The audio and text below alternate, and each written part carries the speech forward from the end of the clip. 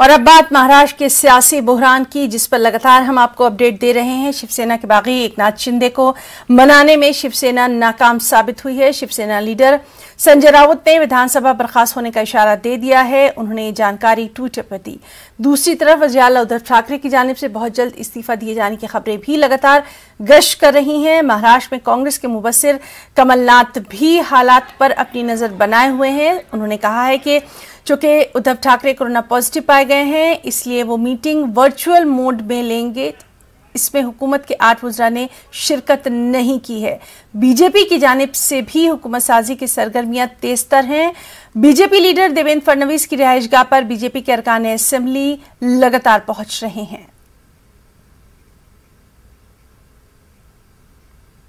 जब इस प्रकार की स्थिति किसी राज्य में निर्माण होती है तो मैंने देखा है, ये इतिहास है राजनीति कि विधानसभा भंग की जाती है।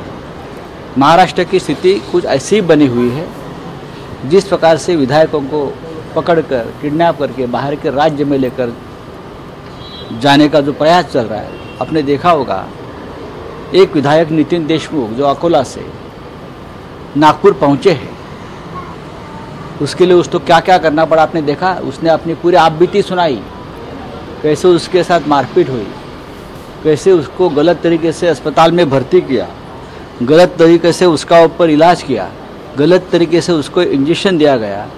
वो तो बोल रहा है कि मुझे मारने की ही साजिश थी। बात ऐसी है कि मेरी भी सुबह एकनाथ जी से बात हो गई है, बार बार होती है, लेकिन जो नितिन देशमुख ने कहा वो बयान में आपके सामने लाया और ऐसे बहुत से एमएलए वहाँ हो सकते हैं।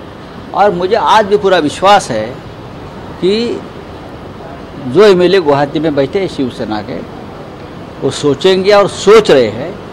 खुद एकनाथ शिंदे साहब भी सोचेंगे, हमारे मित्र, हमारे साथी, और वापस वो हमारे परिवार में दाखिल हो। उद्धव जी ने और पार्टी के सभी नेताओं ने जो संदेश दिया है कि संयम रखिए, लोग वापस आ जाएंगे।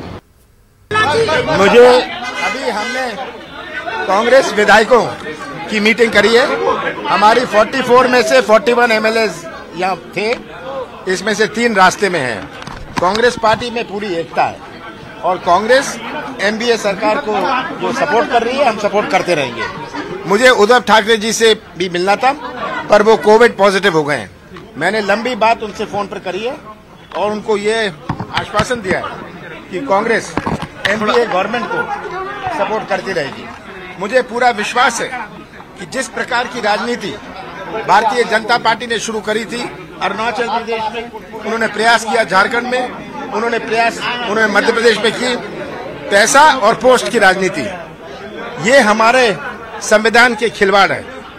और सब जो आज विरोध कर रहे हैं, मैं उनको एक ही बात कहना चाहता हूं कि कल के बाद परसों भी आता है। मैंने ये सब बहुत देखा हुआ है और मुझे पूरा यकीन है कि उद्धव ठाकरे जी के नेतृत्व में शिवसेना में फिर से एकता बनी रहेगी।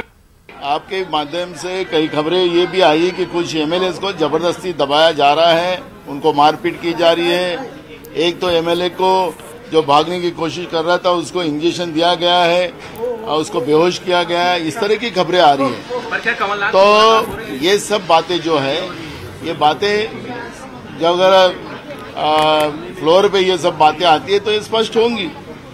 तो जैसे कमलनाथ जी ने कहा कि आज का आज है, कल भी आने वाला है, परसों भी आएगा, तो ये बातें सबने समझना चाहिए। और जो आज सिनेरियो दिखाने की बीजेपी जो कोशिश कर रही है, जिसका जिस तरह से गुजरात से अब आसाम तक, आसाम से गोवा तक जो खेल बीजेपी खेल रही है दिल्ली से, ये सब देश की जनता देख रही है। जिस तरह से मध्य प्रदेश, कर्नाटक, अरुणाचल, ऐसे कई प्रांतों की सरकारें गिराने में जिस तरह से बीजेपी ने अपना योगदान केंद्र सरकार ने जो जताया है, वही देश के भलाई के लिए काम की रही थी केंद्र की सरकार ने, तो आज देश कर्जे में नहीं डूबता।